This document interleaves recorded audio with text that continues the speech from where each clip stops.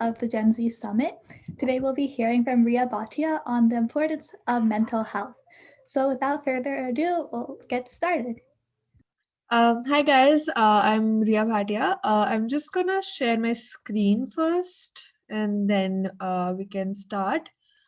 Um, so just a second. Okay, so just to give you a small background on myself, I am Ria Bhatia, as I said before, and I'm 17 years old, and I'm a senior in high school. And just before I actually start, I would like to give a trigger warning. There are going to be mentions of suicide and abuse in this workshop. So if anyone is triggered by that, please refrain from watching this. So let's start. So, what exactly does it mean to be healthy? So, when we think about health, or just when we generally talk about being fit or something like that, we usually talk about being physically fit or being in the body shape we want. And on, if we're talking about stereotypes, we think of a thin, slim body. But what does being mentally healthy mean? So at least for me, it's very similar to being physically healthy. It's being fit and being in a state of mind that I am comfortable with, and I am just emotionally healthy, you could say. So if, like, let's take one example. We say we take a goal. Let's take a small goal that we set. We let's like a goal of perfecting a skill or something like that, and once you perfect that skill, you feel accomplished. So you could say that in one way, that is what it means to be mentally healthy. And now that is just one way of saying that what is meant being mentally healthy means. But for many other people, and for most people, being mentally healthy and just mental health means a lot of different things. Now, moving on to the next thing, what impacts one's mental health? Um, there are a lot of things that we already know about, like bullying, just physical, verbal, cyberbullying. There's so many forms of bullying that even in our everyday lives, there is a chance that we go through some kind of bullying, but we don't realize it because it's just so insensitively talked about and just thought about in a very like normal way. Body shaming, discrimination of any kind, racism, or any kind of inequality or anything like that. Any kind of abuse that can cause trauma, like sexual abuse, physical abuse, which is usually a little similar to physical bullying. Now, to elaborate on some of these things, I would like to first talk about bullying. When we talk about bullying, I think, as we've all thought about this before, we usually talk about physical bullying and just maybe when we see in schools, there's some seniors hitting some juniors or something like that. So that's one way of bullying. While there are so many other forms of bullying, like cyberbullying, which is very famous, and even verbal bullying, just body shaming, which also counts as one part of bullying. Now, coming to the next slide, does mental health really play a role in one's life? Which is like, how is mental health important, or why is it really important?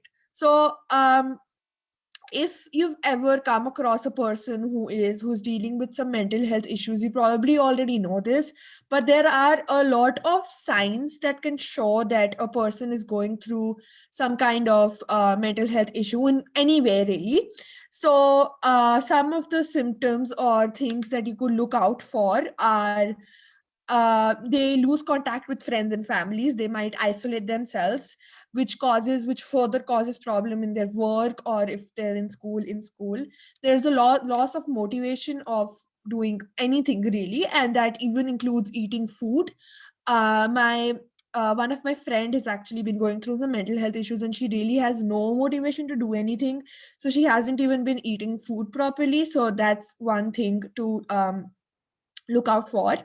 The next thing we could talk about is suicide or suicidal attempts, or even thinking about suicide. Frequent anger bursts, that could just be a problem of anger management, but it is a really common symptom of a person having mental health issues. Next, we have physical symptoms like frequent headaches, maybe in some cases, stomach aches, or any, you could say, body ache, feeling of loneliness, sleeping too much, sleeping too less, crying a lot, or showing no emotions at all, feeling like no one understands them, or they just feel like a burden. Now, feeling like no one understands them or feeling like a burden is really a normal thing to feel like, and that could happen even if the person is not going through any kind of mental health issue, but that is one major thing to look out for. uh, the next thing we will talk about is stigma around mental health. Now, I don't think it's a very shocking fact when we say that no one really prioritizes mental health, especially the Gen Z. I feel like in at least from what I have seen across my surroundings, mental health is not really one's priority, and it's not like something that anyone ever talks about. And if they talk about, they don't really take care of their mental health that much, and many people don't even know about it. And even if someone finally accepts that they have a mental health issue, they just refuse to get help. And in many cases, even if they want to get help, they can't because of various reasons, which could include not having enough resources, thinking about what society would say, which is a very big thing. That is just exactly what we're talking about here. And he said that Gen Z is the most stressed generation of all, and it's not the first priority or even any priority of anyone to like have and to take care of their mental health. And not to target anything, but I feel like school is the main reason of deteriorating mental health, especially of students. And and I'm not saying that all of us should just drop out of school or just be like, oh, school is bad and everything.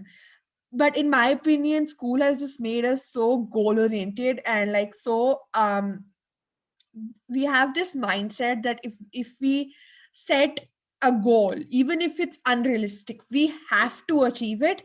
And if we're not able to achieve it, we really just we just force ourselves to do something else, or we don't appreciate ourselves enough just to think that at least we tried. And I think that's the main thing, that we should be appreciating ourselves because we just tried and we tried our best, even though the result was not what we wanted. At least we tried, and that's really all that matters. And coming to back to the point that I said, that society has made it so hard for someone to talk about their mental health issues, that even if they want to speak up about it, they can't, just because, like I would like to give an example of Indian families in general, or just Indian culture. Since me being Indian, I have seen a lot of stigma around mental health. I think really in the last year or so, mental health has really come up as an issue. And I believe even before that, no one really knew what mental health was. And everyone was like, oh, physical health, physical health, physical health. And mental health is not a thing. You're just mad if you have a problem with mental health or something, like usually something like that. And I feel like as being Gen Z, what we could do is the millennials, or what we like to call them, boomers. We could really spread much more awareness than we already do about mental health and many other issues, so that the millennials and the boomers get more information about it and they're actually aware about what is happening. Now, coming to the next slide, what you can do to help someone struggling with mental health issues. This is a very common thing. I think, almost all of us have a friend or a known person who has some kind of mental health issue. Even if we don't know about it, there are going to be a lot of people in the future that we're going to come across that might have some mental health issues. And I feel like the most common mistake that people make is that if a friend or anyone comes up to us and speaks about their mental health issues, we lash out at them, or we just like get angry for not, like, for saying, oh, you didn't tell us before, or something along the lines of that. And instead, maybe what we should do is say that I'm really honored that you feel comfortable enough to talk to me about it, because trust me, it's going to be really hard for the friend or anyone who's coming up and talking to you about their mental health issue, because it must have taken them like months or even years to talk about that, and the last thing you really want to do is lash out at them. So now coming, what you can actually do to help them is listen to them and let them speak. And that doesn't mean that you just don't speak at all and you just keep listening to them. I just mean that you shouldn't interrupt them in any way, and you should just, so if they hesitate, if they like take small pauses in between, let them do that. But in between you could say, I'm listening, or some kind of like sweet nothings you could say that. Just wait for them to collect their thoughts, because again, as I said, it's really difficult for them, and it's going to be really difficult for you even to just listen to that, because it's really heartbreaking. And if they feel comfortable with physical contact, you should hold their hand, just hug them, and something that um, they like. Next, coming to another thing, sometimes they're not able to convey their point. This is, again, as I said, this is all just from my experience what I'm speaking. So you could just paraphrase what they were trying to say, and you say that, and then you say, is this what you were trying to say? So that it basically assures them that yes, you're listening to them, you're with them, and you're just like really helping them. Next, we come to the fact that we have to empathize with them, and saying, if I understand correctly, and then you again paraphrase what they were trying to say, or something like that. The next thing that you could do is just keep saying, I'm listening. And another thing is that, just in case they haven't thought about therapy yet, or they haven't thought about something like that, you tell them that it's okay, that you don't have to go to therapy right away. You show them some resources that you might know about therapy, or something like that. And even as is shown in the picture here, pet therapy is a thing. Pet therapy is like, at least in my experience, it's really helpful, so I would definitely recommend that. And these are just some things that you could really do, and that could change someone's life. Coming to the next slide, which is, this is a little more on the heavier side, from compared to what I've said earlier. What do you do if you're trying to help your friend who is suffering with mental health, and while you're helping them, your mental health, you feel like your mental health is deteriorating? First of all, just to clarify, I'm not saying that mental, just taking care of someone who is not in a good mental space right now, is a bad thing, or that is definitely going to deteriorate your own mental health. This is just a common thing that might happen, because like, if you've seen that a video based on this, you keep trying to help someone, and if you can't help yourself, you can't help someone else. So this is a really common thing to say, but you have to try not to feel guilty, because there is a high chance that you're going to feel guilty about doing all of this and just feeling this way. And just know that it's not wrong to feel this way. It's totally common, it's totally right to feel like your mental health is deteriorating, just because you're trying to help them. And at least from my experience, you might have to take a break just from helping them and from their emotions, because you're dealing with your own stuff right now. And there is no chance that if you keep dealing with your stuff, with that you keep trying to help someone else, so that just keeps piling and piling, and you can't really stop. So that's not really going to help you in any way, and that's definitely not going to help the other person in any way. Now, with the coming to a little bit of a pointers, you could say, First of all, the first thing that you should definitely do is communication.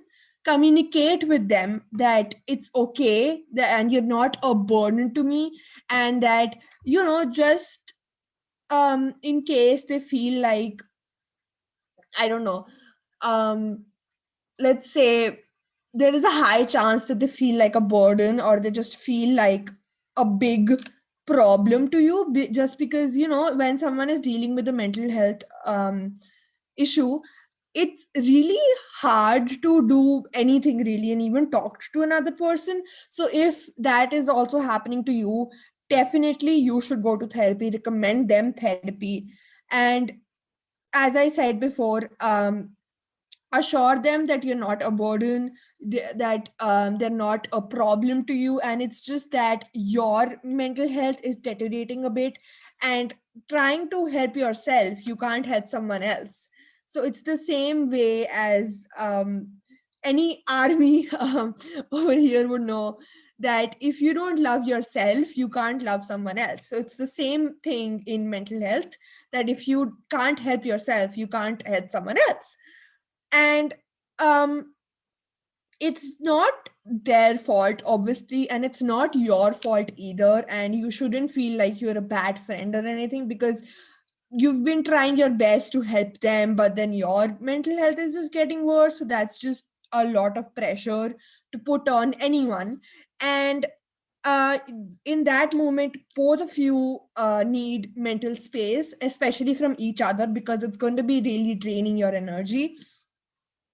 And you're probably going to feel very guilty. Coming back to the point of guilt, you're going to feel like really guilty, but it's okay. And you don't have to feel like, you don't have to feel bad for feeling that way, because it's feeling bad or feeling guilty is a very human emotion, and you can't really stop that.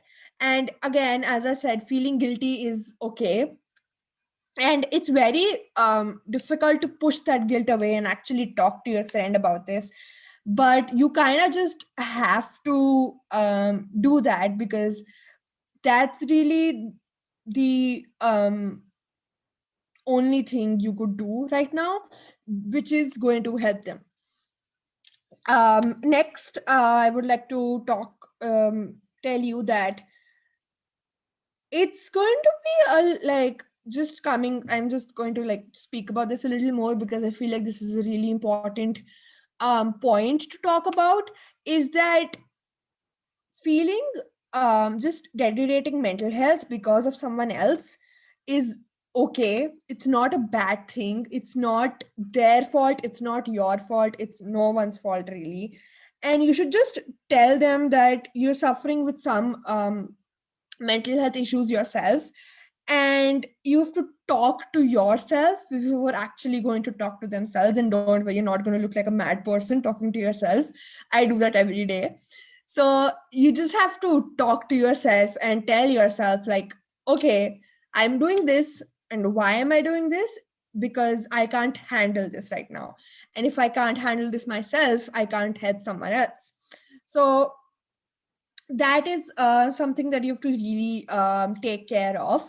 Now, I would like to come back to the point where I was talking about stigma around mental health, because that is one thing that there are some things that I want to talk about more. We'll just go to that slide. Um, when we think about the stigma around mental health, I feel like these days everyone is like, oh, mental health is not that much of a problem anymore, or something like that. I think in these I don't know, you could say like in this point of time, even though mental health is a priority to someone else, and because of the lockdown, in the starting of lockdown, people really talked about mental health, and it's like take care of your mental health and everything. And now suddenly, after the corona cases have come down, everyone is just forgetting about mental health again, and everyone is back on the track of, if you have a problem with mental health, you're mad, or therapy is not good for you. And that is something that you really want to talk about, especially I do, um, which is that if you see someone else talk about mental health in a negative point of view, and it's mostly the millennials, I would say, at least again, in just because of my experience, I have seen more millennials and a little more old people talk about mental health in a negative point of view, and I feel like Gen Z is the perfect generation, I would say, to help make the millennials understand that it's okay to have problems with their mental health. There is this really common saying that, if you get hurt on your body, if you get hurt on your knee or something, you go to a doctor, right? And if you have some physical problem, you go to a doctor. So why not go to a doctor when you have mental health? And this brings me to my next point about therapists and how therapists are treated in the world and just around in general. Is that so I aspire to be a future therapist myself, and from what I have seen around my world, everyone has been telling me that, oh, if you when you become a therapist, you're going to be around bad people, so you'll become mad yourself, that you shouldn't become a therapist or something like that. So something like that. And honestly, it's been really annoying because of obvious reasons. And it's just that we really have to take care about how we show mental health in the media and how we're showing it to just the Gen Z population, as I said. uh Again, coming back to the point of Gen Z being the perfect generation, it's that I've talked to a lot of Gen Z, I would like to say, and from what I've heard, there's so many different opinions of Gen Z and millennials that there's so much debate, especially around mental health. I feel like that just creates much more stigma around the same. And that's been a really annoying thing, I would say. And the thing is that if Gen Z comes together and they like unite, we can really make a difference of mental health and just in general about everything really. um and yeah, so that's what I would like to say about mental health. And this is a really short presentation, but I think I'm going to stop here. If anyone has any questions, they can go ahead and ask me. I'll just stop sharing. Thank you so much, Ria. That was really insightful and very helpful. And I definitely learned a lot. So thank you so much. Yeah, me too. Thank you so much for coming and speaking about mental health. And if anyone has any questions, feel free to drop them out in the chat. And you can also just unmute and ask them live if you're comfortable. Yeah, sure, no problem.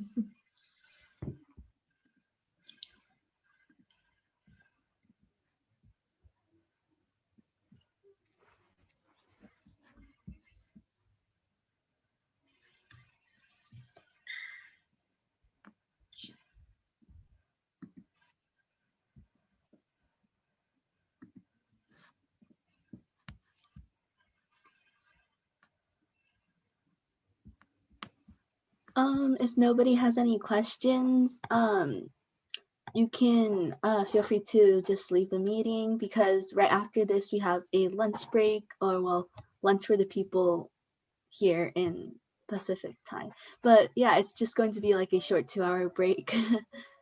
And yeah. We'll be back at 2 p.m.